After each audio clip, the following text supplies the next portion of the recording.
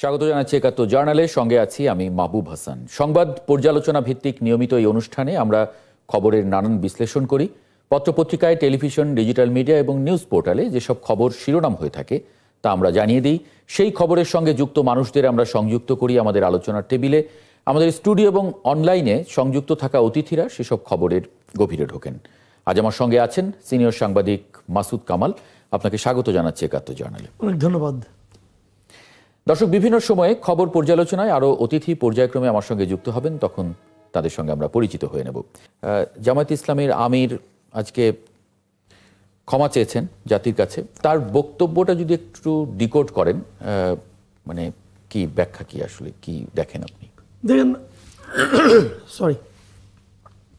উনি যে কথাটা বলেছেন, ক্ষমা কিন্তু জামাতের পক্ষে এই ধরনের এই ভঙ্গিতে ক্ষমা এর আগে আমি শুনেছি। তো ভালো, ওনার ক্ষমা চাওয়াটা অবশ্যই ভালো। আমি মনে করি সব মানুষেরই একবার করে ক্ষমা চাওয়া উচিত এবং মানে নিজের কাছেও ক্ষমা চাওয়া উচিত যে আমি কি করলাম না। নিজের বিবেককে প্রশ্ন করা উচিত যে আমার এটা ঠিক হলো কি হলো না। তো ওনার ক্ষমা চাওয়াটা আমি অ্যাপ্রিসিয়েট করি। আমি ওনাকে সাধুবাদ জানাই যে উনি কাজটা ভালো করেছেন, নির্বাচনকে সামনে রেখে করেছেন। এই ক্ষমা চাওয়াটার মধ্যে নানা রকম আবার প্রশ্ন অনেকে খুঁজবেন। অনেকে বলবেন তাহলে 47 থেকে আপনার এ পর্যন্ত কোনো 71টা সরাসরি বলতে লজ্জা পাচ্ছিলেন কিনা, কেন বললেন না, এই ধরনের কথা কিন্তু উঠবে। এটা উনি নিজেও বলেছেন, যেটা নিয়েও বা প্রশ্ন উঠবে যে এইভাবে চাইলেন না কেন, ওভাবে চাইলেন না কেন। তো যারা সমালোচক, যারা মানে সমালোচনা করতে পছন্দ করেন, তারা নানা ভঙ্গিতে করবেন। কিন্তু সব কিছু মেনে নিয়েও সত্যটা হলো এই যে উনি ওনাদের কৃতকর্মের জন্য ক্ষমা চেয়েছেন। এটা হলো সবচেয়ে ইতিবাচক দিকে আমি মনে করি। এই প্র্যাকটিসটা, এই কালচারটা আমাদের সমস্ত পলিটিক্যাল পার্টির মধ্যেই থাকা উচিত এবং এই প্র্যাকটিসটা ওনার জন্য এই সময় জরুরি ছিল। এই কারণে সামনে যে নির্বাচন, এখন আমি আমার বর্তমান সময়ের প্রেক্ষিতে আলোচনা করি। সামনে যে নির্বাচনটা হবে, সেই নির্বাচনে একটা বড় প্রশ্ন হলো যে আলটিমেটলি আওয়ামী লীগ তো ইলেকশন করতে পারছে না, এটা বোঝাই যাচ্ছে। যখন যতটুকু বুঝি ব্যালট পেপারে নৌকা মার্কা থাকবে না, তাহলে সেক্ষেত্রে কিছু লোক তো দেশে আছে যারা নৌকা মার্কায় ভোট দেয়, তাদের ভোটটা কোথায় যাবে এটা নিয়ে কিন্তু একটা লম্বা বিতর্ক ছিল। আমি অনেক লোকের কাছে শুনেছি, অনেকে বলেছেন এমন কথা যে সারা জীবন তো আমরা নৌকায় ভোট দিয়েছি, তো এবার আমরা কোথায় ভোট দেব। এবার তারা বলছিল যে বিভিন্ন কর্মকাণ্ড আঞ্চলিক পর্যায়ে, তৃণমূল পর্যায়ে বিএনপির লোকজন অনেক মামলা টামলা করেছে, যেখানে তারা বিএনপির উপর আনহ্যাপি ছিল। তারা এমন একটা লোককে খুঁজতে চায় যে তাকে হেল্প করবে, প্রশ্রয় দেবে, আশ্রয় দিবে বিপদে পড়লে। তারা সেইভাবে জামাতে ইসলামকে বিকল্প হিসেবে ধরে নিয়েছিল। কিন্তু তাদের একটা মানে বাধা ছিল মানসিকভাবে, যে আমরা শেষ পর্যন্ত যে দলটা আমাদের মুক্তিযুদ্ধের বিরোধিতা করলো তাকে আমরা কি করে ভোট দিই। তো ওই যে বাধাটুকু না, সেই জায়গায় জামাতের আমিরের এই বক্তব্যটা আমি মনে করি একটা বড় কাজ করবে। যারা নাকি মানে এক ধরনের দ্বিধায় ছিল যে আমি কিভাবে জামাতকে ভোট দেবো, তাই দ্বিধাটা অনেকের জন্য কেটে যেতে এই কথাটা সাহায্য করবে বলে আমি মনে করি। জি, আমরা একটু যদি অতিথিদের যুক্ত করে নেই এই আলোচনায়। বিএনপি চেয়ারপারসনের উপদেষ্টা হাবিবুর রহমান হাবিবকে একটু যুক্ত করে নেব। Barrister ASM Shahriar Kabir, supreme কোর্টের আইনজীবী, তাকে একটু যুক্ত করে নেব এবং শেখ ফজলুল করিম মারুফ, কেন্দ্রীয় প্রচার সম্পাদক, ইসলামী আন্দোলন বাংলাদেশ, ওনাকেও একটু যুক্ত করে নেই। আপনাদের স্বাগত জানাচ্ছি একাত্তর জার্নালে। ব্যারিস্টার ASM শাহরিয়ার কবির, মানে এই ক্ষমা চাওয়ার অর্থ কি? মানে স্বীকার করে নেয়া 30 লাখ শহীদ, 2 লাখ মা বোনের যে ক্ষতি, মানে সেগুলো কি জামাত ইসলাম স্বীকার করে নিচ্ছে? ধন্যবাদ আপনাকে এবং আপনার মাধ্যমে একাত্তরের সমস্ত দর্শকদেরকে সালাম এবং শুভেচ্ছা। প্রথমেই আমি ধন্যবাদ দিতে চাই আমাদের বর্ষিয়ান সাংবাদিক মাসুদ কামাল ভাইকে। উনি একটা খুব সুন্দর একটা ওয়ার্ড বলছেন, ভুল। একটা জিনিস দেখেন, ভুল আর অন্যায়ের মধ্যে একটা পার্থক্য আছে। জামাতে ইসলাম বারবার বলছেন 71 সালে তারা ভারতীয় আধিপত্যবাদের বিরুদ্ধে থাকার জন্য পাকিস্তানকে সমর্থন করছেন, যেটা আমিও সমর্থন করি না। তাদের এই অবস্থানটা রাজনৈতিকভাবে ভুল ছিল। আমি আবার বলতেছি, পাকিস্তানকে সমর্থন করা, ভারতীয় আধিপত্যবাদের বিরুদ্ধে দাঁড়িয়ে, এটা রাজনৈতিক ভুল ছিল। কিন্তু আপনি ক্রিমিনাল লয়ের ভাষা কি? Everyone is innocent unless and until he is prove guilty.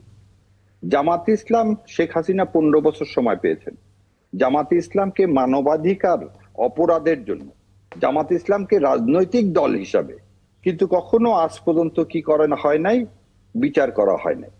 রাজনৈতিক দল হিসাবে জামাত ইসলামকে যেহেতু আপনি মানবাধিকার লঙ্ঘনের দায়ে বিচার করতে পারেননি, তাহলে জামাত ইসলামকে এই 30 লাখ শহীদ মা বোন, এই যে খারাপ জিনিসগুলোর এই কালিমাটা জামাত ইসলামকে দেওয়াটা হবে অন্যায়, এবং আইনের প্রতি আপনি শ্রদ্ধাশীল হবেন না। আমাদের সবার আইনের প্রতি শ্রদ্ধাশীল হতে হবে।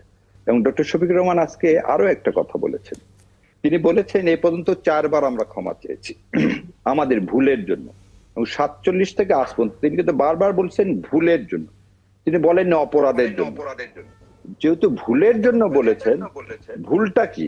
ভুলটা হচ্ছে 71 সালে তারা যে পাকিস্তানের পক্ষ নিয়েছিল ভারতীয় আধিপত্যবাদের বিরুদ্ধে, যেটা আজকে প্রমাণ হয়েছে যে রাজনৈতিকভাবে সঠিক, কিন্তু সেই সময় সেটা রাজনৈতিকভাবে ভুল ছিল। সুতরাং রাজনৈতিক ভুলকে এবং এই অন্যায়কে এক জায়গায় নিয়ে আসাটা আমাদের জন্য আরেকটা বড় ভুল। এটা জাতিকে ভাগ করে দেওয়া হবে। আর একটা জিনিস কামাল ভাই বলছেন যে ভোটে আওয়ামী লীগ, আমি জানি না আওয়ামী লীগ বিএনপি বলে কথা না, ভোটারদের মধ্যে যদি কারো মধ্যে বিন্দুতম মাত্র যদি কারো মধ্যে এটা থাকে যে 71 নিয়ে জামাত ইসলাম তো কোনদিন ক্ষমা চায়নি, তো জামাতে ইসলামের সম্মানিত আমিরের এই যে ক্ষমা চাওয়া, তিনি প্রেস কনফারেন্সেও চাইছেন, আজকেও আমেরিকাতে যে নিউ ইয়র্কে চাইলেন, এই যে উদারতা, আমাদের মনে হয় এই উদারতাকে স্বাগত জানাতে উচিত, এবং এইটাই হওয়া উচিত রাজনৈতিক ভাষা। দেখেন, আমরা কেউ মরে গেলে জানাজায় প্রথমেই বলি ভাই আমাদেরকে মাফ করে দেন, এবং জানাজা থেকে যেই যাক, চরম শত্রুও যাক, সেও কিন্তু মাফ করে দেয়।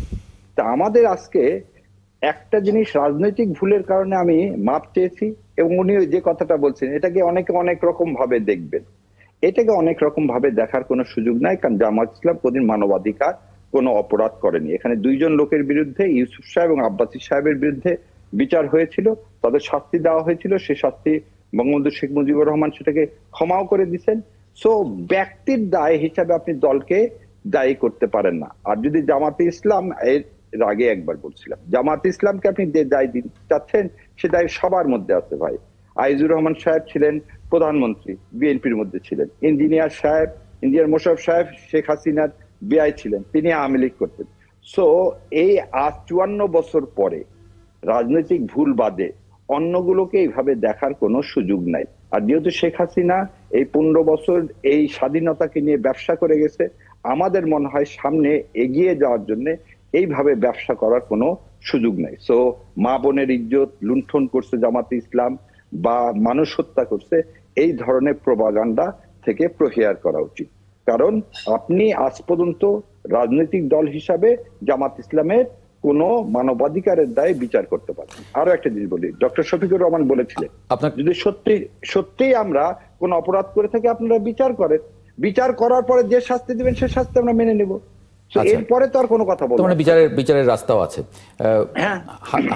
হাবিবুর রহমান হাবিব, আপনি কি মনে করেন? আপনাকে ধন্যবাদ। 71 টেলিভিশন সম্মত দর্শক শ্রোতাদেরকে আমার সশ্রদ্ধ সালাম, বিজ্ঞ আলোচক বৃন্দ থেকে শুভেচ্ছা। এই কথা শুনতে হবে কল্পনা করিনি। জামাত ইসলাম অন্যায় করেনি, তারা বারবার বলেছে। আজকে ভুল স্বীকার করলেই কি তাই সব মুক্ত হয়ে গেল? জামাত শফিকুর রহমান সাহেব বলেছেন আমরা 71-এ মুক্তিযুদ্ধে অংশগ্রহণ করিনি, আমরা এক পাকিস্তান রাখতে চেয়েছিলাম, এটা বড় কিছু বিষয় না। তাহলে জামাতকে অস্বীকার করতে পারবে যে তারা রাজাকার সৃষ্টির সাথে সম্পৃক্ত না? জামাতকে অস্বীকার করতে পারবে আল বদর আসাম সৃষ্টি করার সাথে সম্পর্কিত না? জামাত কি বলতে পারবে তারা শান্তি কমিটি তৈরি করেনি? জামাত কি বলতে পারবে যে যেখানে 70 নির্বাচনে নৌকা ফার্স্ট, সেকেন্ড জামাত, কোথাও নৌকা ফার্স্ট, মুসলিম লীগ সেকেন্ড, বা অন্য যে প্রতীক সেকেন্ড, তারা কি এমপি হিসেবে শপথ নেয়নি? জামাত কি 71 মন্ত্রিসভায় অংশগ্রহণ করেনি? যেখানে দেশে আগুন জ্বলছে, দাও দাও করে জ্বলছে, গণহত্যা চলছে, শিশুদের নির্বিচারে হত্যা করা হচ্ছে, মেয়েদেরকে ব্যানার দেখিয়ে পেট থেকে বাচ্চা বের করে হত্যা করা হচ্ছে, সেখানে তারা মন্ত্রিত্ব করছে, তারা এমপির শপথ দিচ্ছেন। কি আশ্চর্য ব্যাপার! জামাতের দায় না, কি কথা শুনছি আমরা? আর দুদিন পরে এটা আসবে, ৭১ মুক্তিযোদ্ধা গিয়েছে, তো অন্যায় করেছে, তাদের বিচার করা হবে। যেমন এর আগে জামাত ইসলামের একজন জামাতকে শিবির বলেছিল, হে আল্লাহ, বাংলাদেশের মুসলমানদেরকে আপনি মাফ করে দেন যারা না বুঝে মুক্তিযুদ্ধে গিয়েছিল। চিন্তা করা যায়। এবং তারা যে বাংলাদেশের স্বাধীনতা স্বীকার করেন না, তার প্রমাণ তারা সবার স্মৃতিসৌধে তারা যায় না।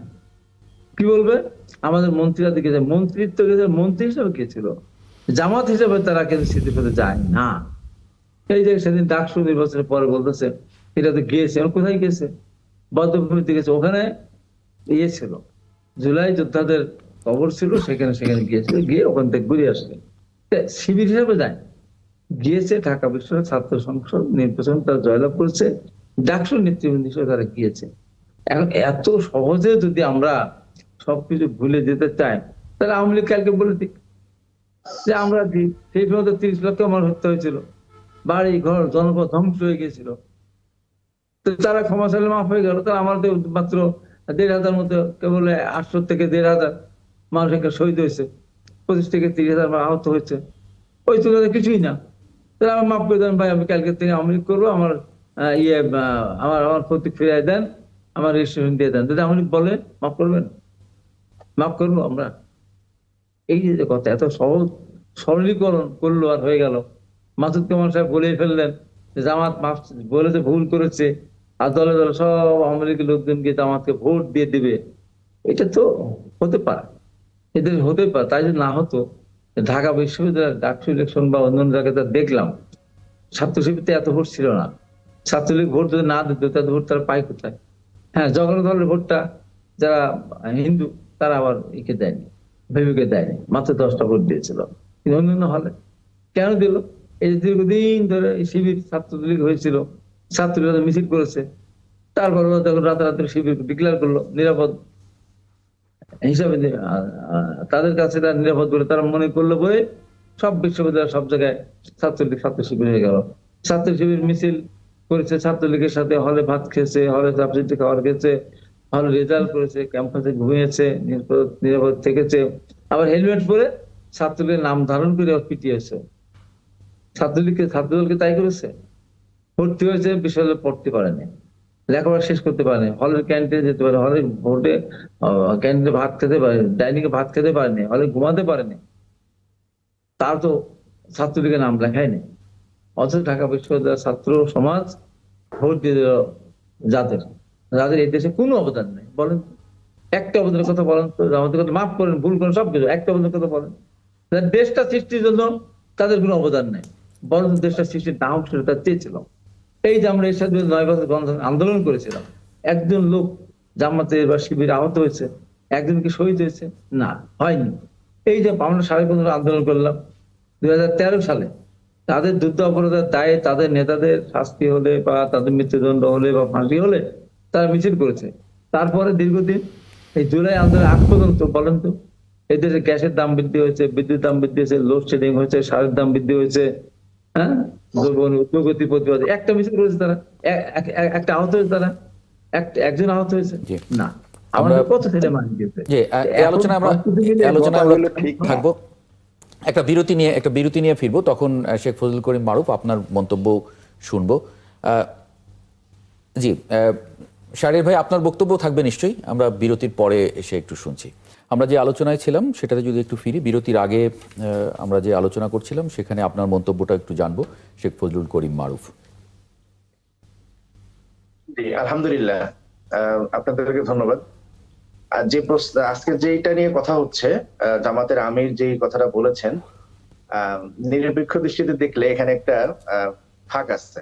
তিনি বলছেন যে কেউ যদি কষ্ট পেয়ে থাকে, তার মানে ৭১ জামাতের ভূমিকায় কেউ কষ্ট পাইছেন কি পাইছেন না, এই প্রশ্ন তুলে তিনি ৭১ জামাতের ভূমিকাকে আসলে এক ধরনের দায় মুক্তি দিতে চাইলেন। এটা না করে যদি সরাসরি তিনি ক্ষমা চাইতেন, জিনিসটা একটা ভালো হইতো। কারণ ৭১ জামাতের ভূমিকাটা এটা আসলে একটা ঐতিহাসিক সত্য, ঐতিহাসিক জায়গা, সেখানে আসলে এই মানে কথার ফাঁক রেখে যাওয়াটা, এটা প্রশ্নটা থেকেই যাবে।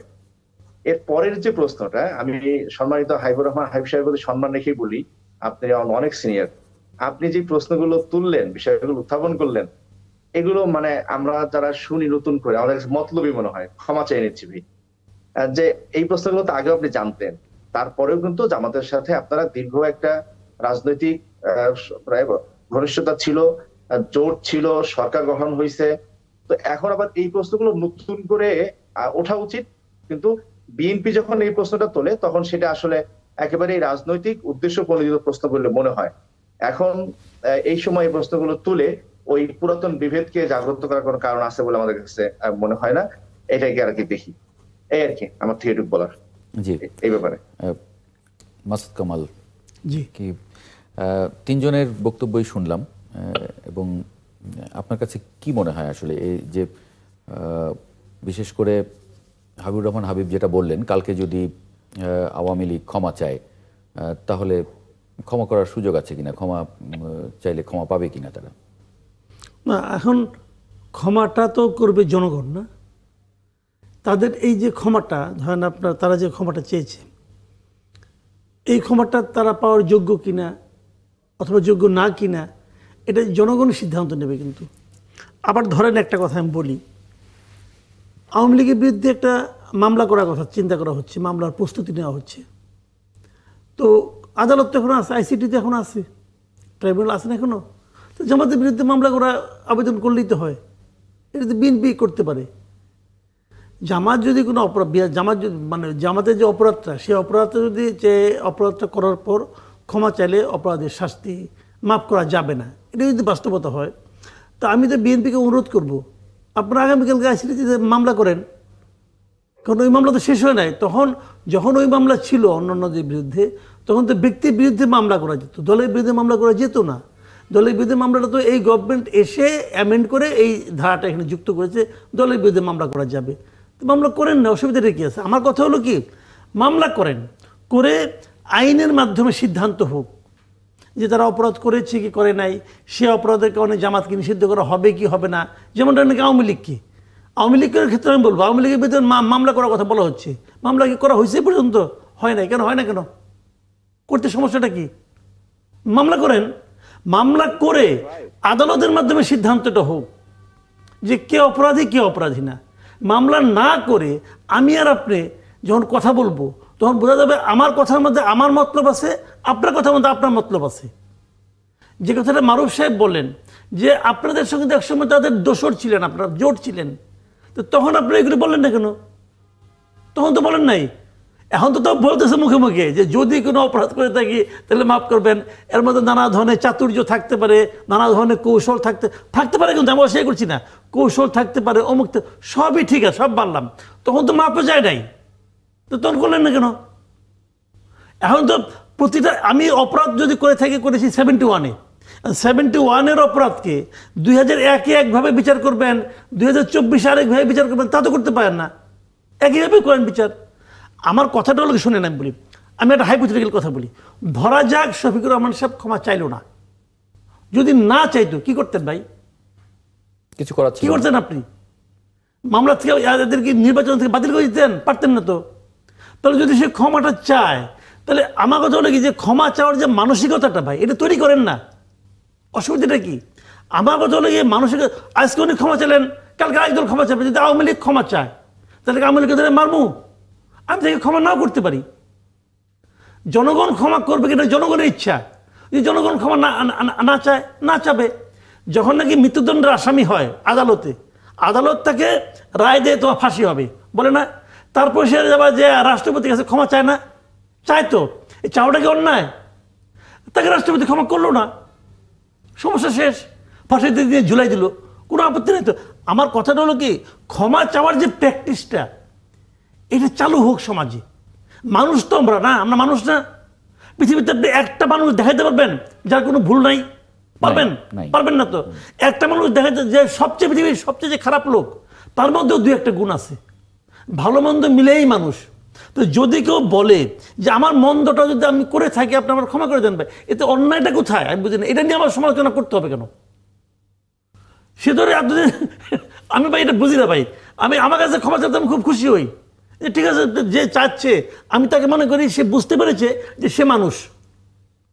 মানুষ বলতে আচ্ছা, মানুষ যখন মারা যায়, আপনি একটা কথা বলি, মানুষ যখন মারা যায়, যখন জানাজা হয় না, তখন ওখানে সামনে এসে তার ছেলে অথবা তার এই ওয়ারিশ একজন সে বলে না, আমার বাবা অথবা আমার মা যদি কোনো ভুল করে থাকে তার জন্য আপনাদের কাছে আমি ক্ষমা চাই, বলে তো? কেন বলে? আবার তো এখানে এটাও বলে যে ঋণ করে থাকলে আমাকে বলবেন, আমি শোধ ওটা তো ক্ষমা একটাই, ঋণটা ঋণ শোধ দিলে মূল্য কেন? তার মানে তো যদি আমার কথা হলো কি ভাই, ক্ষমা চাওয়ার প্র্যাকটিসটা আমাদের সমাজে চালু হোক। বিএনপি অনেক ভুল করেছে, কিন্তু বিএনপির উচিত তাদের ক্ষমা চাওয়া। ক্লিন হার্ট নিয়ে অনেক আলোচনা হয় না? ক্লিন হার্ট অপারেশন নিয়ে আলোচনা হয় না? যারা মারা গেছে তাদের জানের মূল্য নাই, বিএনপি বলা উচিত আমি ক্ষমা চাই। সবারই বলা উচিত ক্ষমা চাই, এনসিপিরও বলা উচিত আমরা এই সমস্ত কোনো অন্যায় করে ক্ষমা। মানুষকে কাছে, সাধারণ মানুষের কাছে যখন আপনি পাবলিকের কাছে যে ক্ষমা চাবেন, তখন পাবলিক কিন্তু আপনাকে ভালোবাসবে। কিন্তু এই যে পলিটিক্স করতে আসছেন ভাই, ক্ষমা চান। এই যে হাবিব ভাই বলতেছেন, হাবিব ভাই তার এলাকায় যে ক্ষমা চান না, নিয়মিত চান, আমি শিওর। উনি ওনার এলাকায় যে ওনার মুরব্বীদের কাছে যে ক্ষমা চায়, মুরব্বী মাফ করে দিন, ভুল টুল হয়ে থাকলে মাফ করে দিন, চাই তো ভাই। এটা হলো আমাদের দেশের মানুষের, এটা হলো স্বাভাবিক একটা প্রবৃত্তি। তো এতে আমি কোনো অন্যায় দেখি না ভাই, আমি কোনো অন্যায় দেখি না। এখন জনগণ ক্ষমা চাবে, যার গেছে তার গেছে, যার গেছে সে যদি সরাসরি ক্ষতিগ্রস্ত হয়, সে বলবে না ভাই আমি তোমার ক্ষমা করতাম না, যাও, হইল না। কিন্তু আমি চাওয়ার মধ্যে কোনো দোষ দেখি না, এটার মধ্যে দোষ যদি খুঁজি না, এরপরে ক্ষমাই চাবো না, দূর। মানে ক্ষমা চাইলে 5টা 10টা ভুল ধরে, ক্ষমাই চাবো না, যা। তো কি করবেন আপনি? কিছু করার নেই। Barrister S M Shahriar Kabir, দেশ সৃষ্টির জন্য আপনাদের অবদান নাই, এবং এটা হাবিবুর রহমান হাবিব ভাই বলেছেন। কেউ কষ্ট পেয়েছেন কিনা, কি পাননি, মানে সেটা আসলে আপনারা এরকমটা মনে করেন কিনা যে মানে কেউ কষ্ট পেয়েছে, সেটা নিশ্চয়তা, কেউ কষ্ট পেয়েছেন কি পাননি, এরকম ভাবে বললেন শেখ মোহাম্মদ মেহেদী আহসান। মানে আপনাদের আসলে এই মানে ফিলিংটা কি, মানে আপনারা মনে করেন কিনা যে আসলে ভুল বা অপরাধ বা ক্ষমা যেভাবেই বলি সেটা হয়েছে? ধন্যবাদ আপনাকে। দেখেন, প্রথমেই আমি বলে নিয়েছি যে আপনি ভুল আর অন্যায় দুটাকে এক জায়গায় করেন। আর সেকেন্ড একটা জিনিস হাবিব ভাইয়ের মাধ্যমে, আপনাদের মাধ্যমে বলি, শোনেন, আমরা টক শোতে আসি, আমরা কিন্তু কোনো পার্টিকুলার দলকে প্রমোট করার জন্য আসি না। আমরা আসি কেন, এই যে কামাল ভাইকে ধন্যবাদ দিব, আমরা জনগণকে কমিউনিকেট করি যাতে তারা একটা মত তৈরি করতে পারে। এখানে একটা জিনিস দেখেন, আমাদেরকে বললে হলে কয়েনের 2 পিঠই বলতে হবে। 1973 সালে 21শে ফেব্রুয়ারি 100-এরও বেশি মেয়ে ধর্ষণ হয়েছিল, মোর দেন 22,000-এর উপরে জাসদের কর্মী হত্যা হয়েছিল। শান্তি বাহিনী কর্তৃক কিভাবে না আমার দেশের উপর বর্বরিচিত আক্রমণ হয়েছে। তারপরে দেখেন, ইন্ডিয়া যাওয়ার সময় দেশ থেকে কি পরিমাণ, মানে খালি স্বর্ণ না, কাপড় চুপুর, এবং বলা হয় যে মেয়ে মানুষ পথে তুলে নিয়ে চলে গেছে। একজন যাকে অবিসংবাদিত নেতা বলতেছেন, সে সংসদে দাঁড়ায় বলতেছে কোথায় সিরাজ শিকদার। তাহলে মানবতা বিরোধী অপরাধটা কি? মানবতা বিরোধী অপরাধ হচ্ছে যেটা আপনি নিজে স্বীকার করে এই কাজগুলো করলেন। আজকে আমি আপনার প্রথমে শুরুতেই বললাম যে হাবিব ভাই যেটা অবাক হয়ে বললেন, 15 বছরে আপনি মুক্তিযুদ্ধ নিয়ে ব্যবসা করলেন, আপনি জামাত ইসলাম একটা দল হিসাবে কেন বিচার করলেন না? এই যে কামাল ভাই যে কথা বলছে, আপনার যদি এতই আপত্তি থাকে, আপনি যে আইসিটিতে জামাত ইসলামের বিরুদ্ধে মামলা করেন, আগে প্রমাণ হোক জামাত ইসলাম মানবতা বিরোধী অপরাধ করছে। আমরা বলতেছি রাজনৈতিক ভুল, সে রাজনৈতিক ভুলের জন্য আমি ক্ষমা চাচ্ছি। আর আমার যে ভাই বললেন যে দেখেন 20 কোটি লোকের হাতে যে হাত ধরে ধরে বললো ভাই আমাকে ক্ষমা করে দেন, যদি কারো মনে দিয়ে থাকে, এখানে 2টা জিনিস দেখেন। ভারতের আধিপত্যবাদের যে ঠিক ছিল না, এবং আওয়ামী লীগ যে দেশটাকে ইন্ডিয়ার হাতে তুলে দিচ্ছিল, এই বিষয়ে হাবিব ভাই অমত করবে না, এবং আমাদের সর্বমত অলরেডি তুলেই দিয়েছিল। তাহলে প্রমাণ কি যে 71 সালের যুদ্ধে দেখেন আপনি সারেন্ডার করলেন কার কাছে? ইন্ডিয়ার কাছে। আপনি অরোরা কি ওখানে কি জয়েন্ট ছিল? অরোরা আর ওসমানী সাহেব ছিল না? তাহলে যুদ্ধ কার মধ্যে হয়? ইন্ডিয়ার যেরকম যত সিনেমা, সব সিনেমা 71 সালে দেখায় ইন্ডিয়া পাকিস্তানের যুদ্ধ। আমার মুক্তিযুদ্ধ ইন্ডিয়া ছিনতাই করে নিয়ে গেল, এগুলো আমাদের লজ্জার না? আপনি কেন জামাত ইসলামকে দেখান? দ্বিতীয় আরেকটা জিনিস হাবিব ভাই কবি, স্বাধীনতার ঘোষক জিয়া, মরহুম প্রেসিডেন্ট শহীদ জিয়াউর রহমান জামাত ইসলামকে 1979 সালে কি দিলেন, পারমিশন দিলেন রাজনীতি করা। উনি তো একটু মুক্তিযোদ্ধা না, এই বিষয়েও সন্দেহ আছে। উনি যদি জানেনই যে এই দলটা মানবতা বিরোধী অপরাধ করেছে, আমার আপনার চেয়ে কি তার দরদ কম মুক্তিযুদ্ধের প্রতি, বাংলাদেশের প্রতি? উনি তো একমাত্র লোক সেনাবাহিনীর প্রথম জীবন বাঁচিয়ে রেখে ঘোষণা দিলেন স্বাধীনতা। আপনার নেত্রী, দেশনেত্রী, আপসীর নেত্রী বেগম খালেদা জিয়া বারবার যে দলকে সবসময় বিশ্বাস করেন, যে দলের সাথে আপনাদেরকে ইনস্ট্রাকশন দিচ্ছেন কখনো গন্ডগোল করো না, এই তোমরা দুইজন একসাথে থাকো, না হলে ভারতীয় আধিপত্যবাদের বিরোধিতা করতে পারবে না। বারবার বলতেছে তোমরা দুজন একত্রে না থাকলে আওয়ামী লীগ বেনিফিট হবে, পার্শ্ববর্তী দেশ ইন্ডিয়া বেনিফিট হবে। তাহলে কি আপনি বলতে চান যে আপনার এই কথাগুলো আপনার দেশনেত্রী বোঝে না? 1991 সালে আমরা যখন সমর্থন, আপনি বলতেন সমর্থন নিব না, কোনদিন বলছেন? 2001 সালে 2টা মন্ত্রিত্ব দিলেন। ভাই, প্রথম কথা এমন কিছু বলা যাবে না যেটা অন্তর্দ্বন্দ্ব ক্রিয়েট করে, বংশে মাপ চাইছে, এটাকে আমার আপনার অ্যাপ্রিসিয়েট করা উচিত। যেটা রাজনৈতিক ভুল করছে, সেই রাজনৈতিক ভুলটা কি জামাতে ইসলামী সেটাকে স্বীকার করে নিয়ে বলছে যে হ্যাঁ ভাই, এই রাজনৈতিক ভুলটা যারা রাজনৈতিক ভুল মনে করে তাদের কাছে আমি মাপ চাচ্ছি। অনেক লোকই তো এদেশে রাজনৈতিক ভুল মনে করে না। হাবিবুর রহমান হাবিব বলছিলেন যে এই দেশ সৃষ্টির জন্য জামাত ইসলামের অবদান নাই, এটা মানে কথাটা যদি এই কথাটা বলেন, এখন উত্তর দুটা দিই। এক হচ্ছে আমার 2 চাচা শহীদ হয়েছেন যাদের লাশ আজ পর্যন্ত পায়নি। জামাতের নিজের ভাই ইপিআর এ শহীদ হয়েছে, তিনি একটা শহীদ পরিবারের লোক। আজকে যারা জামাত ইসলাম করে তাদের বয়স কত? আমার জন্ম 75 সালে। আপনি আমাকে বলতেছেন যে তাহলে আমরা যারা জামাত ইসলামকে সমর্থন করি তাহলে আমাদের স্বাধীনতা যুদ্ধে অবদান নাই? হাবিব ভাই যে কথা বললো যে আমাদের অবদান নাই না, কিন্তু দলটা তো 41 সালের, দলটা তো মানে আপনার বয়সের দলের বয়স তো এক না, আমরা তো দল নিয়ে কথা বলছি। এবং একটা জিনিস আপনাকে বুঝতে হবে, দলের রাজনৈতিক সিদ্ধান্ত যদি উনি বলে থাকে, আজকে দেশ নাম কি জামাত ইসলামের? বাংলাদেশ জামাত ইসলামী।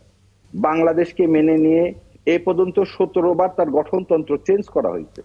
আমরা যদি এই দেশকে নাই মানি, অবদানই না থাকে, তাহলে এই যে একটু আগে বললেন হাবিব ভাই, বালির ট্রাক আমরা 15 বছরে সরাতে পারিনি, আর এই ছোট্ট ছোট্ট বাচ্চাগুলো, আমাদের সন্তানরা রক্ত দিয়ে এই হাসিনার ফ্যাসিজম থেকে আমাদেরকে মুক্ত করলো।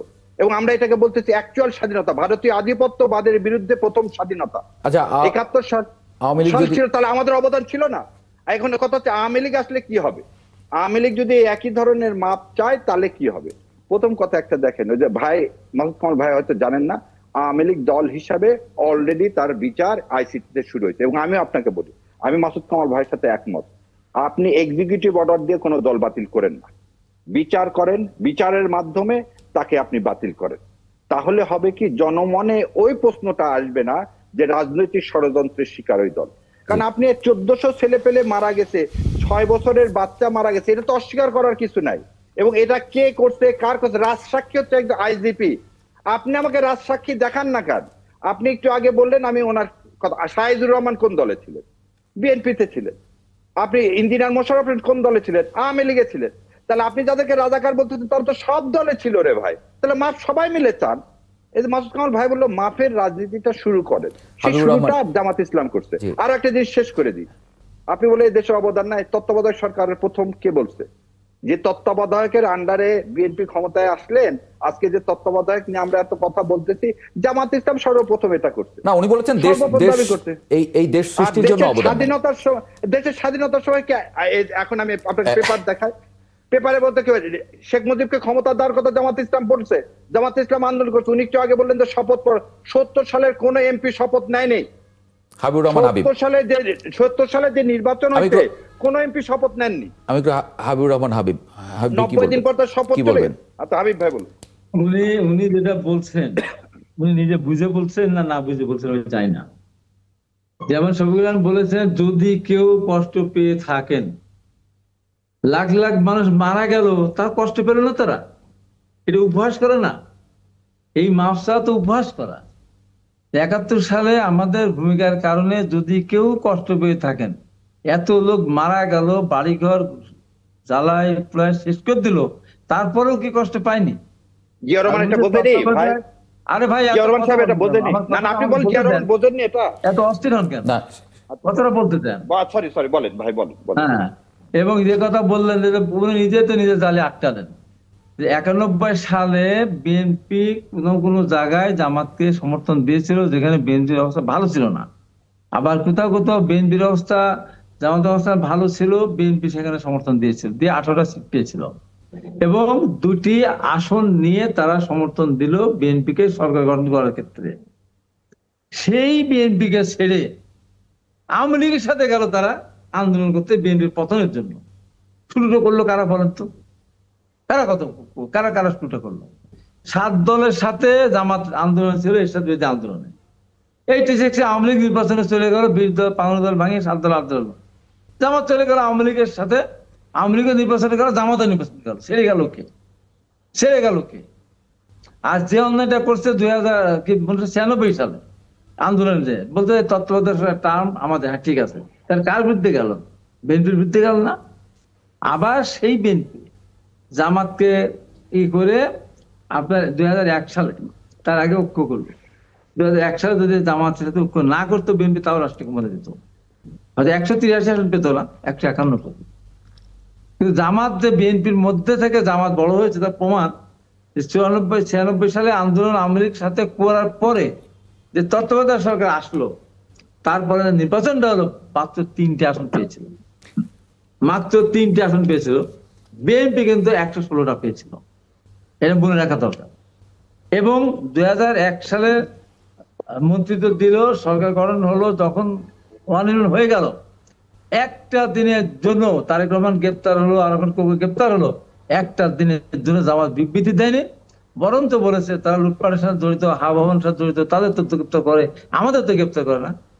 তারপরে যখন তাদের গ্রেপ্তার করলো, তখন তারা বুঝলো যে না, এবার তো ঠিকই আমাদের কিন্তু গ্রেপ্তার করা হলো। না, তাহলে বিএনপি কি সেই সময় জানতো না? মানে বিএনপি কি জানতো না? হাবিবুর রহমান হাবিব, মানে বিএনপি জানতো না যে এই দলটায় দেশ সৃষ্টিতে কোনো অবদান নেই, এই দলটা? তো তাহলে তাদের সঙ্গে থাকলেন কেন? দেশ সৃষ্টির বিরোধিতা করেছে তারা, মানে তাদের সঙ্গে গেলেন কেন তাহলে? আমি গেলি উত্তর দিই। এখন কোন লোকালয়ে যদি কোনো হিংস্র জন্তু জানোয়ার যদি প্রবেশ করে, তখন হিন্দু, মুসলমান, বৌদ্ধ, খ্রিস্টান, শত্রু মিত্র সবাই একসাথে মিলে কিন্তু তার প্রতিরোধ করে। ঠিক তেমনি ভাবে আওয়ামী লীগ যখন রাষ্ট্রের ক্ষমতায় এসে দেশের গণতন্ত্রকে হত্যা করতে গিয়েছিল, অন্যায় করতে ছিল, অত্যাচার করতেছিল, তখন আওয়ামী লীগের পতনের জন্য যার যার মতো করে সবাই আন্দোলন সেখানে করতে গিয়েছিল। একসময় এরশাদ বিরোধী আন্দোলনে 91 সালে কি আওয়ামী লীগ হিংস্র জন্তু জানোয়ার ছিল? কোথায় 91 সালে? 91 বিএনপি ক্ষমতায়। হ্যাঁ, বিএনপি ক্ষমতায়। 91 নির্বাচনেও তো কোথাও জামায়াতের 91 নির্বাচনে, আপনার কথাটা বুঝতে হবে তো আপনাকে। 91 নির্বাচনের সময়, তার আগে এরশাদ বিরোধী আন্দোলনে 7 দলের সাথে জামাত ছিল, আর 15 দল ছিল আওয়ামী লীগের সাথে। এই নির্বাচনে যাওয়াকে কেন্দ্র করে 15 দল ভেঙে 7 দল আর 5 দল, 8 দল আর 5 দল হলো। আর জামাত বিএনপির সাথে সমন্বয় করে আন্দোলন করতো। আওয়ামী লীগ 86 যেই নির্বাচনে চলে গেল, আওয়ামী লীগের পিছে পিছে জামাতের নির্বাচনে চলে গেল, বুঝতে হবে। আবার 91 সালে আবার বিএনপি জামাতকে সমর্থন দিল, যেখানে বিএনপির অবস্থা খারাপ ছিল। বিএনপি জামাত 18টা আসন পেল। সেই জামাত আবার বিএনপির বিরুদ্ধে তত্ত্বাবধায়ক আন্দোলনে একসাথে আওয়ামী লীগের সাথে সংঘাতে পদত্যাগ করলো। তো কাজটা কে করলো? আর জিয়া রহমান কথা বলছে, জিয়া রহমান সমস্ত রাজনৈতিক দলগুলিকে, আওয়ামী লীগের বাকশালকেও রাজনৈতিক দল হিসাবে আত্মপ্রকাশের সুযোগ দিয়েছিলেন। জিয়া রহমান কিন্তু জামাত ইসলাম বাংলাদেশ বা বাংলাদেশ জামাত ইসলাম নামে কিন্তু উনি এই দেন নাই। সেই সময় তো আইডিয়াল ছিল, জামাত নামে কোন দল ছিল না। ম্যাডাম খালেদা জিয়ার আমলেও কিন্তু জামাত ইসলাম আবির্ভূত হলো এরশাদ জামাত ইসলামের রাজনীতি সুযোগ দিয়েছে। হ্যাঁ, তারপরে গোলাম আজম সাহেব এসেছেন। এখন কথা হলো যে আমি অন্যায় করলাম, আমি অন্যায়কারী, আমি আপনার সাথে একটা ডিল করেছি বলে আমি আমার অতীতটা ভুলে যাবো না? মাসুদ কামাল ভাই যেমন বললেন যে, মাসুদ কামাল ভাই যেরকম বললেন যে আপনারা চাইলে তো এখন মামলা করতে পারেন, তাহলে এখন ওই জায়গায় আসেন। আপনারা আওয়ামী লীগ তো স্বাধীনতার বিপক্ষে, আপনি মামলা করবেন? আওয়ামী লীগের নেতৃত্বে এই দেশে মুক্তিযোদ্ধারা, আমরা যারা মুক্তিযুদ্ধে গিয়েছি, আওয়ামী লীগ বেতন দিত, যেখান থেকে টাকা জোগাড় করে 150 টাকার বেতন 200 টাকা দিত, বেচছিল সেখানে। আওয়ামী লীগের অধীনে নির্বাচন মানে যুদ্ধটা করতে হয়েছে। আওয়ামী লীগ সরকারকে মেনে নিয়ে সেক্টর কমান্ডারদেরকেও বেতন দেওয়া হতো আওয়ামী লীগের সরকারের পক্ষ থেকে। সেই আওয়ামী লীগকে দেশ ছেড়ে চলে যেতে হয়েছে এর কারণে, এই মাঝখানে অন্যায় করার কারণে। আর জামাত তো দেশ সৃষ্টির বিরোধিতা করেছে তারা। আমার এই কথা কি অসত্য? হ্যাঁ, তারপরেও আমরা ওই যে বললাম লোকেরা এখন হিংস্র জন্তু ঢুকলে বা যেমন 96 এর পরে এইটা যখন আওয়ামী লীগ যখন আবার অত্যাচার শুরু করলো তখন আবার এরপরে করলো, সেটা তার মানে কি? তার মানে তারা স্বাধীনতা অংশগ্রহণ করতে আমাকে স্বীকার করতে হবে। এবং তারা যে সমস্ত কর্মকাণ্ডগুলি এখন বিএনপির বিরুদ্ধে বলে, আমরা কি তা বলতে চাই? আজকে কথা হলো যে জামাত তার জন্মের থেকে শুরু করে যতগুলো সিদ্ধান্ত নিয়েছে, কোন সিদ্ধান্ত দেশের মানুষের সমসাময়িক সেই সময় করে নাই। আচ্ছা, তাহলে তো এখন দল হিসেবে তো বিচার করার সুযোগ আছে, আপনারা কি মামলা করবেন? 71 সালে বাধা দিয়েছে, 71 সালে বাধা দিয়েছে, এখনো আবার এই দেশের হাবিবুর রহমান হাবিব, আপনারা কি মামলা করবেন? এখন তো দল হিসেবে বিচার করার আইনও আছে, সুযোগ আছে। আওয়ামী লীগের দল হিসেবে সেটা আমি বলছি। তবে এই যে এখনো জামাত যে কাজটা করতেছে, এখন 84টা 85টা কথা নিয়ে আলোচনা, মানে পয়েন্ট নিয়ে আলোচনা হলো, সেখানে পেয়ারের কোনো আলোচনা হয়নি। এখন আবার এই নির্বাচনটা যে না হয় সেই কারণে আবার পেয়ার নিয়ে আবার তারা ইয়ে করতেছে। মামলা করার বিষয়টা না, আমি অপরাধী, আপনি আমাকে মামলা করলেন কি না করলেন, আমি আপনার ভাইকে হত্যা করেছি, আপনি আমার বিরুদ্ধে মামলা করলেন কি না করলেন বুঝে, আমি যে আপনার ভাইয়ের হত্যাকারী এটা মনে মনে জানতেন। বিচার না করলে কি অপরাধী বলা যায়? না, বিচার না হলে অপরাধী বলা যাবে? আওয়ামী লীগ জামাত নিজে স্বীকার করেছে আমরা পাকিস্তান রাখতে চেয়েছিলাম, আর যেটা বল শপথ পড়ে নাই, মন্ত্রিসভা গঠন হয় নাই, জামাত ইলেকশন ছিল না, এমপি শপথ নেয়নি। আমি তো জেল খেটেছি, পাশাপাশি আমি জেল খেটেছি। ওই সেই যে যার সাথে আমি জেল খাটলাম তার বাবা ওই সেকেন্ড পজিশনে ছিল বলে শপথ নিতে গেছে পাকিস্তান, সে তার সাথে গিয়েছিল, যে কারণে তাকে এই যে যুদ্ধ অপরাধ। শেখ ফজলুল করিম মারুফ, আপনার মন্তব্য নিয়ে আমি একটা বিরতিতে যাব। যে আমি ছোট করে বলি যে ইসলামে হকুল ইবাদ আর হকুল্লাহ বলে দুইটা ধারণা আছে। হ্যাঁ, একটা আল্লাহর হক, একটা বান্দার হক। তো আল্লাহর হক যেটা, সেটা আপনি ক্ষমা চাইলে ক্ষমা হয়ে যায়, কিন্তু হকুল ইবাদ যেটা, বান্দার হক যেটা, আমি যদি কাউকে হত্যা করি, মারি, কারো টাকা নিয়ে নিই, সেটা 1 কোটি বার মাপ চাইলেও ওই ব্যক্তি যদি মাপ না করে তো মাপ হয় না। এটা একটা বিষয়। 2 নম্বর বিষয় হলো 71-এর পরে কে কি করছে সেটা দিয়ে 71-এর অপরাধ মানে পাপ মোচন হয় না। আর 3 নম্বর আমার যেটা বলার, জামাতের নেতৃবৃন্দ অনেকে এটা করেন, আমি শাহরিয়ার বাইরে থেকেও একটা জিনিস আমার কাছে মনে হয়েছে, সেটা হলো যে 71-কে দেখার দৃষ্টিভঙ্গিতে একটা পার্থক্য আছে। ধরেন আপনি ভারতীয় আধিপত্যবাদের বিরুদ্ধে সংগ্রাম করেন, সেটা সবাই আমরা চাই। পাকিস্তান রাখতে চান, তাতেও কোনো দোষ নাই, কারণ পাকিস্তান আমরা মিলে এই দেশের মানুষই করছিল। কিন্তু 25শে মার্চ যখন হামলা করলো, আমাদের যখন গণহত্যা করলো, তখন ওই আমাদেরকে গণহত্যা করতেছে সেটাকেও আমি জাস্টিফাই করব ভারতীয় আধিপত্যবাদ দিয়ে, এটা আসলে হয় না। আমার মনে হয় জামাতের না, এটা ঠিক না, জামাতেটাও বলেনি এটা ঠিক না। আপনার সাথে বলতেন তো, আমি চুপ করেছি। এই দৃষ্টিভঙ্গিটা রাখা উচিত না, কারণ 71-এ আসলেই ভারতীয় আধিপত্যবাদ কথা ঠিকই আছে, ভারতীয় আধিপত্যবাদ, কিন্তু তারপরে কিন্তু 54 বছরে বাংলাদেশ ভারত হয়ে যায় নাই। বাংলাদেশ তার জায়গাতেই আগাইছে, অনেক রকম প্রচেষ্টা করছে, সেটা অন্য কথা, কিন্তু বাংলাদেশ আছে, বাংলাদেশ ভারতের পেটে চলে যায় নাই। দ্বিতীয়ত হইলো, আমাকে যখন গণহত্যা চালাচ্ছে সেটাকে যদি আমি মানে আধিপত্যবাদ দিয়ে জাস্টিফাই করি, তাইলে হাসিনার এটা এখন জাস্টিফাই হবে। হাসিনা বলবে যে মৌলবাদ আসতেছে, সেজন্য আমি গণহত্যা চালাইছি। তাহলে আমার মনে হয় সেটা করা উচিত না। আর আমি ছোট্ট করে একটু বলি, সালাউদ্দিন সাহেব আজকে মনে হয় বলছেন যে প্রধান উপদেষ্টার সাংবিধানিক আদেশ দেওয়ার অধিকার নাই, এটাও বিএনপি নেতৃবৃন্দরা ভুল করেন। ওই 71-কে যেমন দাওয়াত ভুল করে, বিএনপি নেতৃবৃন্দ এই জুলাই অভ্যুত্থান থেকে একই রকম ভুল করতেছে। তারা জুলাই আন্দোলনটাকে শুধুমাত্র সরকার পরিবর্তনের একটা আন্দোলন হিসেবে দেখেন, আসলে তা না। জুলাই একটা স্বয়ংসম্পূর্ণ গণ অভ্যুত্থান, আর গণ অভ্যুত্থানের একটা স্বয়ংসম্পূর্ণ সার্বভৌম ক্ষমতা থাকে। সেই ক্ষমতা বলে অবশ্যই প্রধান উপদেষ্টা ডক্টর মোহাম্মদ ইউনূস সাংবিধানিক আদেশ প্রদানের ক্ষমতা তিনি রাখেন।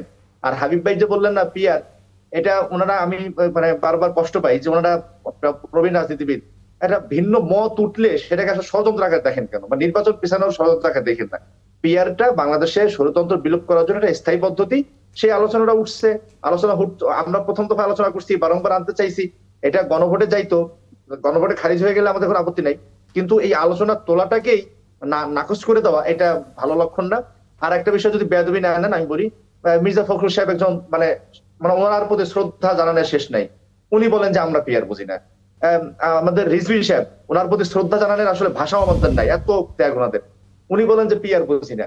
এখন তাইলে ওনারা কি পিয়ারের বিরোধিতা করে না বুঝে, এটা আমাদের বলতে হবে? আর যদি বুঝে শুনে কথা কেন বলেন ভাই? তো পিয়ার নিয়ে আমার মনে হয় গঠনমূলক আলোচনা হওয়া উচিত। আমি আজকে এই আলোচনায় খুব বেশি এঙ্গেজ হতে চাইতেছি না, কারণ বিষয়টা সেন্সিটিভ। এইটুকু আর কি আমার কথা। জি, আসসালামু আলাইকুম।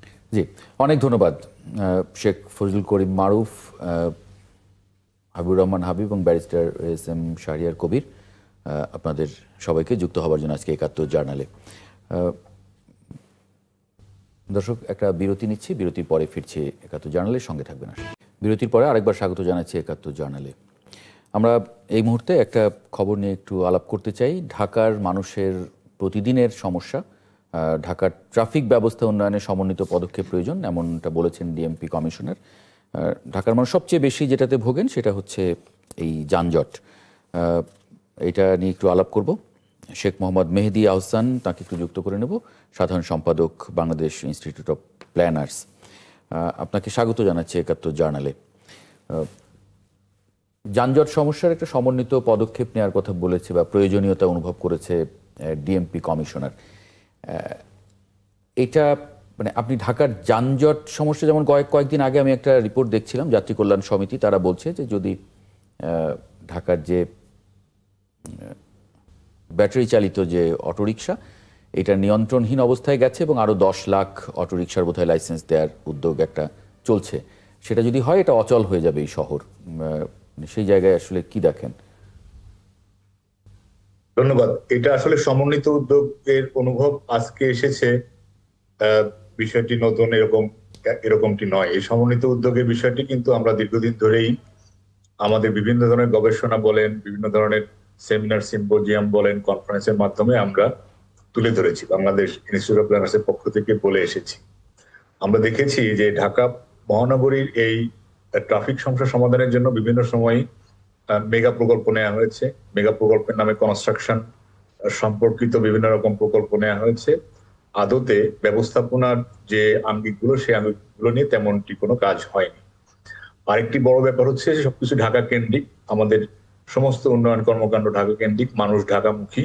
সে কারণে আমাদের এই পরিবহন সংক্রান্ত বিষয়গুলো এখনো সুশৃঙ্খলতার ভিতরে আসেনি। আপনি যে উদাহরণটি দিচ্ছিলেন যে আমাদের যে রিক্সা যে লাইসেন্সের কথা বললেন, ১০ লক্ষ রিক্সা লাইসেন্স দেওয়া হচ্ছে, এটা কি নতুন রিক্সা লাইসেন্স দেওয়া হচ্ছে নাকি যেগুলো লাইসেন্স বিহীন রিক্সা এখন বিভিন্ন দিকে ছোটাছুটি করছে সেগুলোকে শৃঙ্খলার ভিতরে আনা হচ্ছে? সেটা কিন্তু একটা দাবিদার রাখে ভিন্নভাবে বিশ্লেষণ করার। না, কিন্তু এগুলো করবে কি করে? এগুলোর কোনো নিয়ম নীতি মেনে তৈরি হয়নি। আমি জানি যে বুয়েট এরকম একটি অটোরিকশা তৈরি করেছে, যেটি মানে সরকার মাঠে নামানোর চেষ্টা করছে। মাসুদ কামাল ভাই, শুনেন, আমি একটা কথা বলি। পৃথিবীর একমাত্র দেশের রাজধানী, বাংলাদেশের রাজধানী ঢাকা, যেখানে এতগুলি মানে বাহন চলে, যানবাহন চলে আর কি, আপনার রিক্সা, ব্যাটারি চালিত রিক্সা চলে, যার কোনো লাইসেন্স নাই, রেজিস্ট্রেশন নাই। এটা পৃথিবীর দ্বিতীয় কোনো জায়গায় পাবেন না। আপনি ইন্ডিয়ায় যান, একটা জেলা শহরেও দেখবেন এই ব্যাটারি চালিত বাইক কিন্তু ওদের আছে, এই ব্যাটারি চালিত রিক্সা ওদের কাছে আছে, ইন্ডিয়াতে আছে। একটা জেলা শহরে, শিলিগুড়িতে যান ভাই, শিলিগুড়ি ছোট শহর, মেদিনীপুরে যায় দেখেন সবগুলি লাইসেন্স আছে। এখান থেকে কিন্তু একটা ইনকামও হয় গভর্নমেন্টের। বাংলাদেশে এই ব্যাটারি চালিত রিক্সাগুলোর কোনো রকম লাইসেন্স নাই। যাতে লাইসেন্স করতে না হয়, কেন লাইসেন্স নেই সে কাহিনী আপনাকে আমি বলি।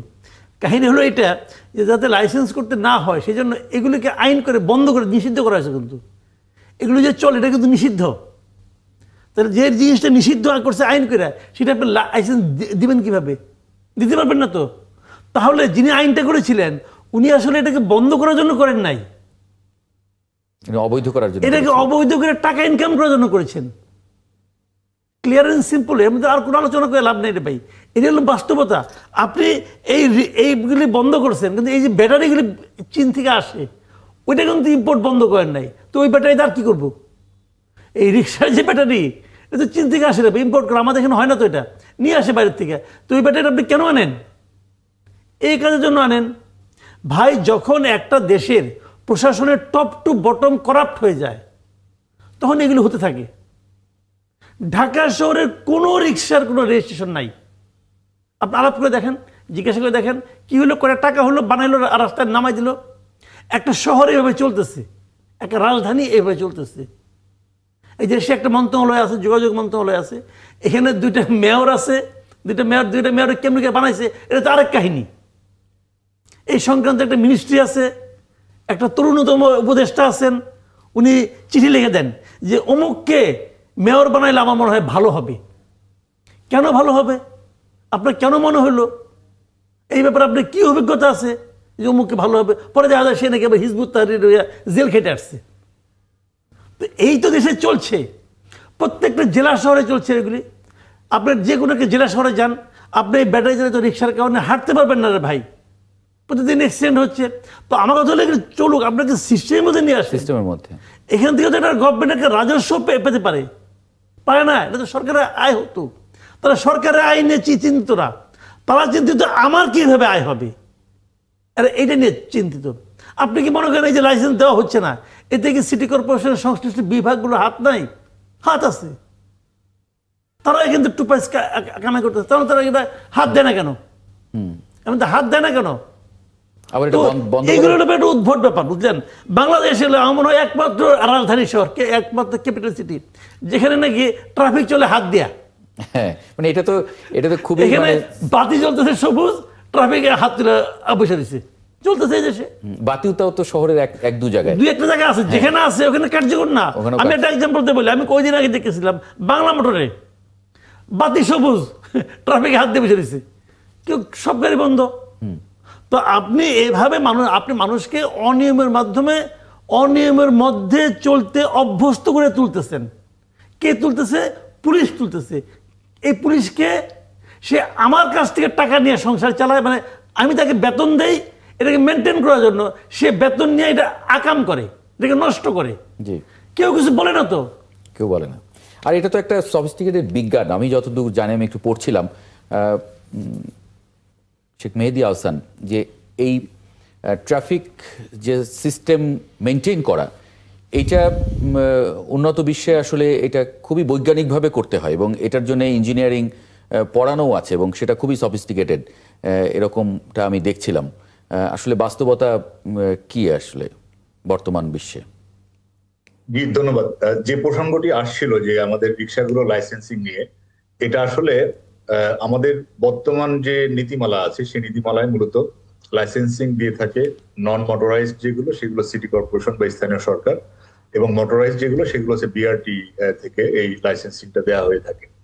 যেহেতু একটা নতুন উদ্ভব হয়েছে রিক্সার সাথে ইঞ্জিন, এটা আসলে সিটি কর্পোরেশন দিতে পারে কি পারে না, এটা নিয়ে বোধহয় কিছুটা দোদুল্যমানতা ছিল। তবে এই দোদুল্যমানতা থাকার অন্যতম আরেকটি কারণ হচ্ছে এখন সারা দেশেরই বর্তমান বাস্তবতা, যেমনটি রাজনৈতিক এবং সামগ্রিকভাবে যে অস্থিতিশীলতা চলছে, সেই বাস্তবতায় স্থানীয় পর্যায়ে আমাদের যে ট্রাফিক বা রিক্সা সংক্রান্ত বিষয় নিয়েও জটিলতা হতে পারে, এটাকে অতটা গুরুত্ব দিয়ে দেখা হয়েছে বলে আমরা মনে করছি না।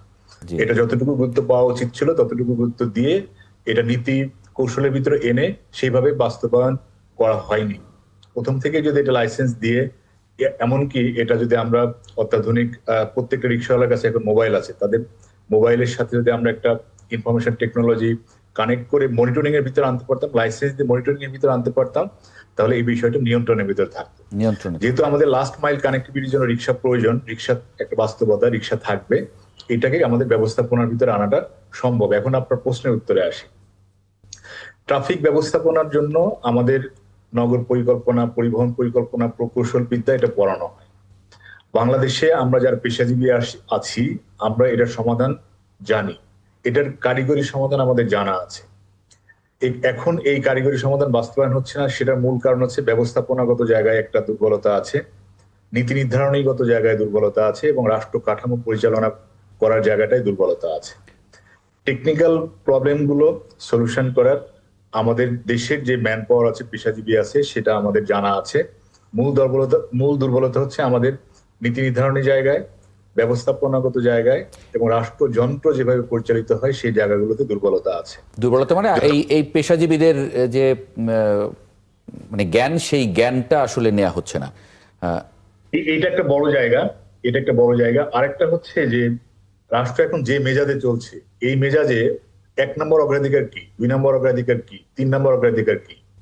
এখন আমাদের রাষ্ট্র পরিচালনা করছে আমাদের ইন্টারিম গভর্নমেন্ট, এবং আমরা দেখছি যে আমাদের বর্তমান যে রাজনৈতিক দলগুলো আছে তারা প্রতিনিয়ত বৈঠক করছে, কবে নির্বাচন হবে, কিভাবে নির্বাচন হবে, কনস্টিটিউশনের কি হবে, সেই বিষয়গুলো অত্যন্ত গুরুত্বপূর্ণ। এটা অত্যন্ত জরুরি। এই জরুরি কাজগুলো করার জন্য আমার দৈনন্দিন কাজে বিঘ্ন হবে, সেটাও কিন্তু নিশ্চয়ই রাজনৈতিক দলগুলোর কাছে ওটা যেমন জরুরি, আমার কাছে আসলে এটা জরুরি। সকালবেলায় উঠে আমি আসলে একটা জ্যামহীন শহরে চলতে চাই, থাকতে চাই, প্রতিদিন আমি যেন খুব স্বাচ্ছন্দ্যে আমার অফিসে যেতে চাই, সেটা আমার জন্য প্রথম প্রায়োরিটি। এইটার জন্য আমরা মনে করি যে আসলে নির্বাচিত প্রতিনিধিদের আন্ডারে যদি দেশ পরিচালিত হয়, হয়েছে তো অনেকদিন হয়েছে, তারাও আসলে এগুলো নজর দেয়নি, এর কেউই দেয় না, সামনে দেবে কিনা সেটা নিয়েও জনগণের বিশ্বাস সেটা তো আমাদের কেন হয়নি সেটা বিশ্লেষণ আবার আলাদা প্রশ্ন চলে আসবে। কিন্তু পৃথিবীর যত দেশ উন্নত হয়েছে, যত দেশ এগিয়ে গিয়েছে, প্রত্যেকটা দেশই রাজনীতিবিদদের নেতৃত্বে কিন্তু দেশ এগিয়ে যায়। ডেফিনেটলি আমরা যদি অন্য কোনো ফর্মুলা দিতে চাই, আর কোনো উপায় তো নেই না। এবং আমাদের শহরগুলো সেটা ঠিক আমাদের পরিচালিত হওয়া উচিত নির্বাচিত নেতৃত্বের মাধ্যমে। তাহলে কিন্তু এই যে সমস্যাগুলো উদ্ভব হচ্ছে, সেই সমস্যাগুলো অনেকাংশেই সমাধান করা সম্ভব। অনেক ধন্যবাদ শেখ মোহাম্মদ মেহেদী আহসান যুক্ত হবার জন্য আমাদের সঙ্গে। দর্শক, একটা ছোট্ট বিরতি নিচ্ছি, ফিরে আসছি কিছুক্ষণের মধ্যে, সঙ্গে থাকবেন আশা করি। যুক্ত করে নিব ডাক্তার তুষার মাহমুদ, চিকিৎসক ও গবেষক, ঢাকা মেডিকেল কলেজ হাসপাতাল। ডাক্তার তুষার মাহমুদ, আপনাকে স্বাগত জানাচ্ছি একাত্তর জার্নালে। ডেঙ্গুর যে বর্তমান পরিস্থিতি, এটা আসলে কতটা উদ্বেগজনক আপনাদের কাছে, প্রফেশনালসদের কাছে? জি, আসসালামু আলাইকুম, ধন্যবাদ একাত্তর জার্নালে আমাকে সংযুক্ত করার জন্য। আপনি যে পরিসংখ্যানটা বললেন তাতেই বোঝা যাচ্ছে যে পরিস্থিতিটা কতটুকু ভয়াবহ, কারণ প্রতিদিনই নতুন নতুন কেস শনাক্ত হচ্ছে, কিন্তু চিত্রটা কিন্তু এর চেয়েও বেশি, কারণ আমরা কিন্তু সব পেশেন্টরা কিন্তু এই ডেঙ্গু টেস্টটা করছে না। সো অনেকেরই সাধারণ জ্বর, সর্দি কাশি হচ্ছে সিজন চেঞ্জের জন্য যেরকমটা হয়, এবং আমরা কিন্তু বারবারই ভুলে যাই যে এই যে মৌসুম পরিবর্তনের সময়, বিশেষ করে এই যে বর্ষাকালটা প্রায় শেষের দিকে, এই সময় কিন্তু ডেঙ্গুর প্রকোপটা অনেক বাড়ে, এবং সেই চিত্রটাই কিন্তু এখন দেখা যাচ্ছে যে আজকে প্রায় 800 জনের বেশি নতুন কেস এবং 4 জন মারা গিয়েছে বৃহস্পতিবারের তথ্য অনুযায়ী। সো এই সংখ্যাটা কিন্তু একদম থেমে যাবে না, আরো কিছুদিন কিন্তু এই সংখ্যাটা বাড়বে। 2023 সাল থেকে কিন্তু বাংলাদেশ আউটব্রেকে আছে। গত বছর ডেঙ্গু আক্রান্ত সংখ্যা ছিল প্রায় 1 লাখের বেশি মানুষ ডেঙ্গু আক্রান্ত হয়েছিল। এই বছর প্রায় 60,000-এর বেশি হয়ে গিয়েছে। তো এই জিনিসটা যদি আমরা মানে নিজেরা সচেতন না হই, এর কারণ মশা কন্ট্রোল করাটা কিন্তু শুধুমাত্র আমাদের কাজ না, এটা পুরা রাষ্ট্রীয়ভাবেই একটা ব্যবস্থাপনার মধ্যে আছে এবং এটা কন্ট্রোল করা হচ্ছে। কিন্তু তারপরেও কিন্তু যখন এরকম একটা সিজন চেঞ্জ হয়, তখন কিন্তু এই প্রকোপটা দেখি আমরা বেড়ে যায়, এবং সেটাই কিন্তু এখন দেখা যাচ্ছে, কারণ এই বছর কিন্তু বর্ষাটা একটু দীর্ঘ সময় পার হয়েছে। তো এরকম ক্ষেত্রে আমাদের সচেতনতার কোনো বিকল্প নেই। আমরা প্রতিদিনই হাসপাতালের আউটডোরে এবং ইনডোরেও নতুন নতুন পেশেন্ট প্রচুর পাচ্ছি। রোগীদের ভিড় অনেক বাড়ছে, আতঙ্কিত হয়ে অনেকে আসছে, যেটার দরকার নেই। একটু যদি বাসায় আমরা সচেতন থাকি, আমরা যে কোনো জ্বর সর্দি কাশি হলেই যেন প্রথমে না ভাবি যে ডেঙ্গু হয়েছে এবং সেইগুলি খারাপ হয়ে যাবে, তা কিন্তু না। ডেঙ্গু, সব ধরনের ডেঙ্গু কিন্তু ঝুঁকিপূর্ণ না। ডেঙ্গুর 2টা ভ্যারাইটি আছে, যেটা ডেঙ্গু শক সিনড্রোম বলি আমরা, অথবা ডেঙ্গু হেমোরেজিক ফিভার। যখন এই 2টা ভাগে যায়, ডেঙ্গুর সাধারণ ভাগ থেকে বের হয়ে, তখন কিন্তু এই মৃত্যুর ঝুঁকিটা বাড়ে, হাসপাতালে ভর্তি হওয়া লাগে এবং নিবিড় পর্যবেক্ষণে রাখা লাগে রোগীগুলিকে। তো এই জিনিসটা আমরা কিভাবে বুঝতে পারবো? এটার জন্য আসলে আমাদের সবসময় কেয়ারফুল থাকতে হবে যে আমাদের যখন জ্বরে আক্রান্ত হব, যে কোনো জ্বর সর্দি কাশি হলেই আমাদের খেয়াল রাখতে হবে যে নিজেদের যেমন তরল খাবারটা বেশি বেশি গ্রহণ করতে হবে, এবং যে ইউরিন যে আমাদের পাস হচ্ছে সেটা ঠিক মতো হচ্ছে কিনা, যে ইউরিনের কালারটা অনেক বেশি ডার্ক কালার হয়ে যাচ্ছে কিনা, তাহলে কিন্তু একটু কেয়ারফুল থাকতে হবে। আমাদের পেটে ব্যথা বা স্কিনে কোনো র্যাশ আসছে কিনা সেই জিনিসটা দেখতে হবে, এবং সম্ভব হলে প্রথম 3 দিনের মধ্যেই ডেঙ্গু পরীক্ষাটা করে নিতে হবে, এবং সিবিসি পরীক্ষাটা, যেটা রক্তের বিভিন্ন উপাদানগুলি দেখা যায়, সেই উপাদানগুলি পরীক্ষা করে যদি আমরা পাই যে প্লেটলেট কাউন্টটা কমের দিকে, অর্থাৎ 1.5 লাখের নিচে আসছে, তাহলে কিন্তু এই সিবিসি পরীক্ষাটা এই ডেঙ্গু জ্বরকালীন সময়ে আমাদের আরো কয়েকবার পরীক্ষা করতে হবে। এবং খেয়াল রাখতে হবে, যদি যতক্ষণ না প্লেটলেট কাউন্টটা বাড়ছে এবং সেটা যদি হয়ে থাকে যে জ্বর সেরে যাওয়া বা জ্বর কমে গেছে, তাহলে আমি ডেঙ্গু থেকে মুক্ত, আশঙ্কা মুক্ত, তা কিন্তু না।